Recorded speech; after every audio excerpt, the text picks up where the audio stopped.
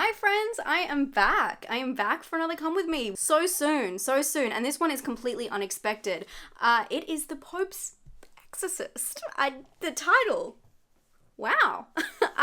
This one really snuck up out of nowhere for me, and I do love myself a little bit of religious horror. But this one, my expectations, we will see. The film stars Russell Crowe, and it's inspired by the actual files of Father Gabriel Amorth, who was an Italian Catholic priest and exorcist of the deities in Rome, and he claimed to have performed thousands of exorcisms. It's been a while since I've seen an exorcist-ish film, since I've seen something of this subgenre. I've seen a lot of religious, skewed horror movies that are more about personal beliefs, but I haven't seen anything that's actually riddled in organized religion. I guess that's the best way to put it. I have not watched the trailer, but it says it's inspired by the actual files. So I'm very interested to see if this one scratches that itch for people who like religious horror, which I know a lot of you guys do love religious horror. But Russell Crowe is an interesting one. I don't claim him. I know a lot of people think Russell Crowe is Australian, but he's not. He's from New Zealand. He moved to Australia when he was like 21, and he's had quite an unhinged history, and I mean that literally as well, which I actually enjoyed this film.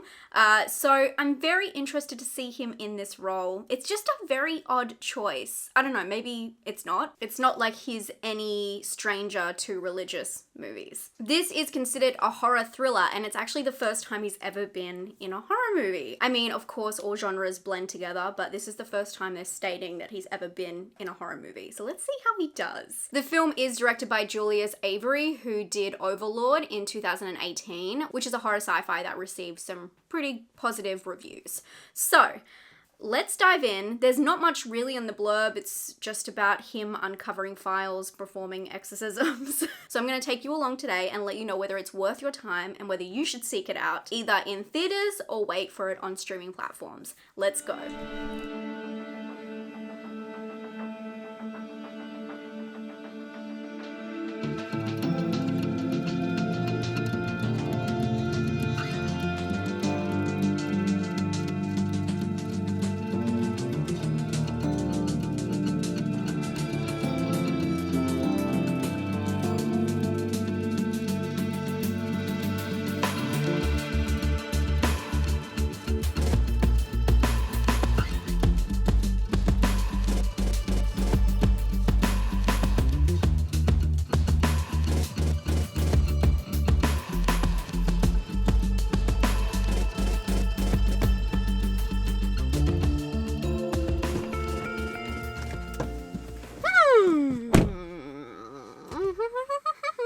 He's not like any other priest. He's a cool priest. The Pope's Exorcist isn't anything like I expected, and not in the positive sense.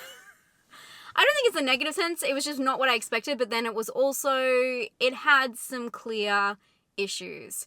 Let's go through it, spoiler free. So the Pope's Exorcist is set, most of it is set in the 80s. It does follow this Pope's Exorcist. I really wish that this film was called The Pope's Exorcism. I think I would have had a lot more fun with that. Gabriel Amorth, and we get from the start a lot of Italian dialogue with subtitles, which there is a whole issue in that, but we'll get to it. And basically you're following him, a little bit of politics that are going on with the Vatican, and then he is enlisted or like sent to help out a family. You actually start following a family as they move into a new house. It's like every horror movie. Move into a new house, of course. They've gone through some tragedy and they're trying to get away. They've acquired this old property, and there's a beautiful old property which has a dark history, and there, you know, some evil is unleashed, and then the Pope's Exorcist, Gabriel Amorth, and a younger, God, there's just so many references already, and then a younger priest or pastor, he goes and, you know, he's the sidekick. I mean, where do I start? You can hear by what I've just described, you've probably thought of several movies, and I would say you're 100% right. This movie is just full of cliches. It's everything you've ever seen before wrapped into one movie, but the storyline is the thinnest of all, and that was the most disappointing part. As you all know, I don't mind having those itches scratched. I love a stalker movie. I love a religious film. There's movies like psychological movies, are they crazy, are they not, those kinds of things where you know what you're going to see and you're strapping yourself, you're buckling yourself in for the journey. Everyone buckle themselves in. I've lost it. This film just does not scratch any of those itches because there's no twists, there's no turns, and there's no real there's nothing really at stake because the story, it doesn't give you time or any charisma to get into the characters, and although it does try, and I think it fails, although he got some laughs in that cinema, they try to make him this hip, cool, he's not your regular priest, he's a cool priest. They try and make him like this cool guy who has some funny jokes, and he's a little bit edgy, and he's like the black sheep of the priests, and he's not going by the book, and he drinks, we've seen this time and time again. It just didn't work for me. I didn't feel like I knew anything about his life, and although we're given flashbacks, and of course we go back into his own personal demons because we know that literal demons love to prey on something that someone is ashamed of or their past. Like we see this in The Exorcist. It's basically The Exorcist, but in a different location, kind of.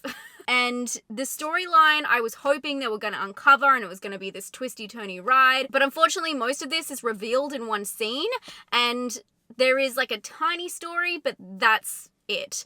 I was fighting to stay with it and not have my brain wander, and that's really sad. Let's get a little bit nitpicky again. We're going to keep completely spoiler free, but I want to start with the subtitles, with this whole, like, there's a lot to talk about, but let's talk about subtitles. So first off, that was annoying.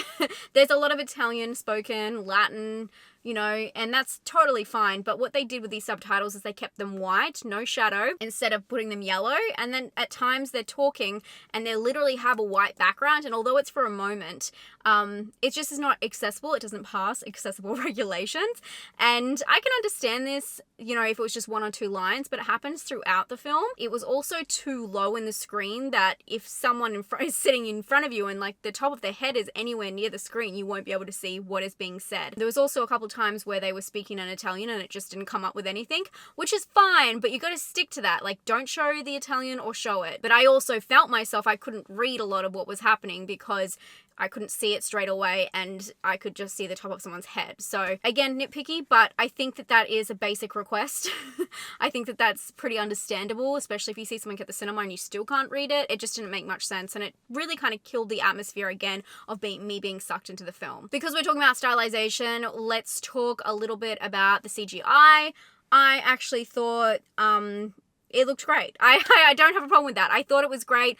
Very stereotypical, a lot of tropes, a lot of things that you would normally see in this kind of Exorcist film without pointing them out and being really particular, but it's nothing new, but very condensed. They went all out trying to make action scenes like a big deal, but I guess without the story and the stakes and the allure into it. I mean, I enjoy those moments because it was more heightened, but I just don't think it allowed it to have the bigger payoff it wanted. I feel like it focused too much on trying to make blood, and there's a lot of like body fluids, which we love that kind of gore. They focus too much on that instead of actually having a storyline to go along with it. So if you're a fan of like easy to watch films that feed you the whole entire storyline and you can basically wash the dishes, fold the clothes, go in and out of the room and still understand what's going on, you can watch this one on mute maybe. Oh my god, that's so mean, but it's kind of true. The color grading for it, I actually kind of liked. They did do jewel tones. They really concentrated on warm colors like oranges and reds, and then they also had a lot of fading, so it had that kind of old school feel. Oh, it is set in Spain, so it really had that kind of, and with the location, it had this kind of old and spooky, mysterious tone to the grading, which I really enjoyed. What the best part of all of the stylization and all of that kind of coming together, along with the set design, was definitely the makeup. So the character who was possessed, Their makeup is phenomenal when it's not like over the top CGI, which you know what, I didn't care when it was. I thought it was still cool. But I thought what they did and how their face changed from scene to scene was really cool.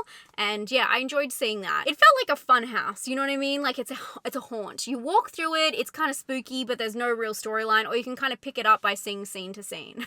Not really worthy of an entire feature film, but it's a nice kind of walkthrough, and it's pretty to look at in some respects. Acting wise, I don't understand how these kids do it, and I would love to know. I would honestly watch a behind the scenes of this movie, which is really weird to say, because some of the things that are said are really interesting for how they use child actors in that regard, and I have no idea how they did it in this film, and I'd really love to know, because it's very edgy. Russell Crowe, I don't know, he was just doing his thing. I didn't mind it. He was fine. I know a lot of people probably will have problems with his accent in this one, but I didn't find it to be a huge deal. He spoke quite quietly and was very monotone, and I think that worked to disguise his Italian accent, but it was also something that really lost the tension because he was always like kind of whispering or muttering his lines. There was no real energy going on. I should point out that the mum in this film was actually Alex Esso, who you'd probably know from a couple of Mike Flanagan's pieces of work. She's in Doctor Sleep, Midnight Mass, and I quite like her, and I really felt like she was battling to get this work done, but unfortunately there was just no storyline around her character. Besides all of that, I did have some issues with the way they presented some of the characters in this film and the ghosts of the priest's past and how they brought them into question and how sexualized they were. It's a really interesting line, or I guess barrier, I don't know. What is the regulation and what is the line in these kinds of films? So this movie is kind of based off the accounts of this priest. He wrote books apparently, and it's meant to be based off those true stories that are in his books. I don't know what one this is or if it's just like really loosely based, but I think it's really interesting when they bring in sexual aspects, and this is not like, you can take this a couple different ways when watching this film. This is not pointed at one character or one situation. It's kind of like how they paint it throughout the whole thing.